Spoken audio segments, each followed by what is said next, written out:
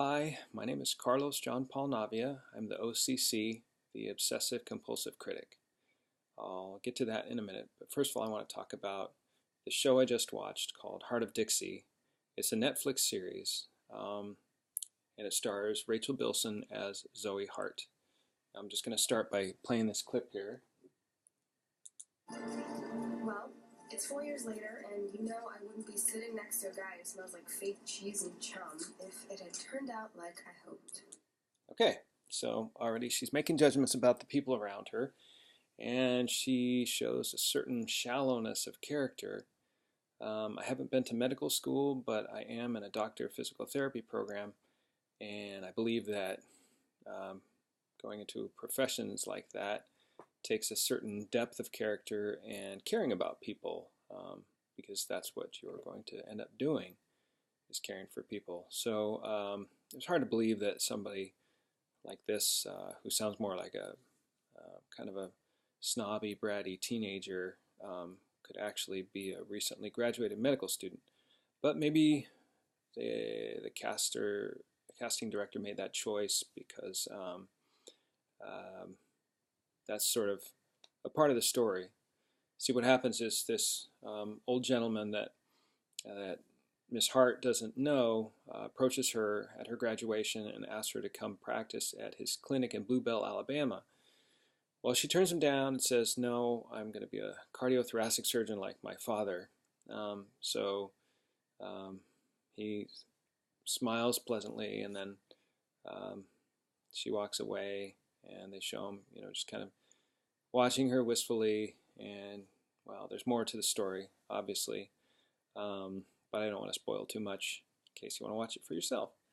Um, but she continues getting letters from this guy, and she goes through her 4-year residency, and her dreams start to fall apart. So she ends up, as you see, taking a bus to Alabama to actually take the doctor up on his offer to practice with him. Well, it turns out he's actually passed away, and it was his assistant that continued writing letters to her. The assistant's played by Nancy Travis, by the way. She was in movies like Three Men and a Baby. Yeah, older reference. I might make some older movie references. I happen to be old enough to also have seen Doc Hollywood, which stars Michael J. Fox, which is sort of a similar premise to this show. A doctor from the big city goes to practice in a rural setting and has all sorts of misadventures as a result. That was meant to be a comedy. This is meant to be more kind of lighthearted drama. And for that reason and others, I think it should be believable. But there are things that aren't quite believable, believable about it. Besides, of course, the part I just mentioned about the casting, but also there's a guy that comes into Dr. Hart's clinic in Bluebell, and he's got a subluxed or dislocated shoulder. So he's laying on the table there. She comes in, and she diagnoses him miraculously without even removing his shirt to get a visual of his shoulder, or putting his hands on him to be able to palpate the shoulder and do a thorough examination. And of course, she just gives him a shot of morphine in the other shoulder and pops it back into place and ends up fixing it.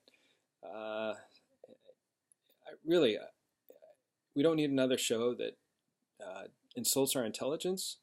And even if viewers aren't medically knowledgeable enough to know that that's not exactly the way it works, I mean, why not take that opportunity to portray it in a more realistic way and maybe educate your viewers? I mean, yeah, the show does have some redeeming qualities, like some emotional moments, and I actually liked some of the country music that was played in it. The song that they play at the beginning, at the end, is a song by Sugarland, and I'm not allowed to listen to country music in our home around my girlfriend because she doesn't like it. So kind of like part of me that used to listen to it a lot really enjoys that.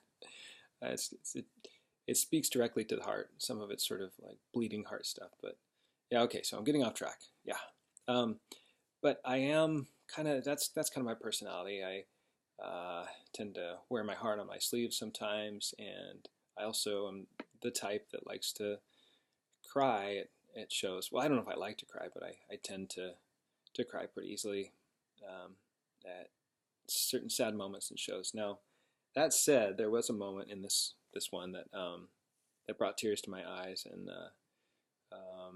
it was a scene in which Dr. Hart helps to deliver this young woman's baby, and it's kind of complicated, and I don't want to spoil that part of it either. But that part for me was enjoyable and rewarding, and gave the show some redeeming value. And then the characters are kind of likable.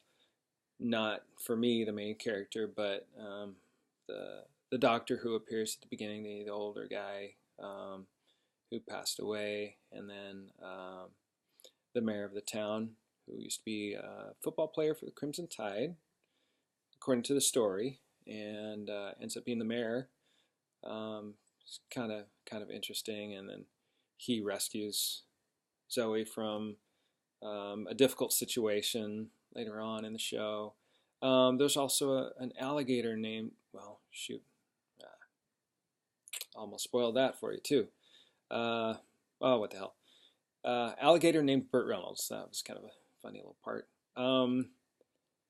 Yeah, so watch the show, decide for yourself. Now I want to say that I didn't get into a lot of depth with the show, but I just kind of want to get this idea of mine rolling, and I think I would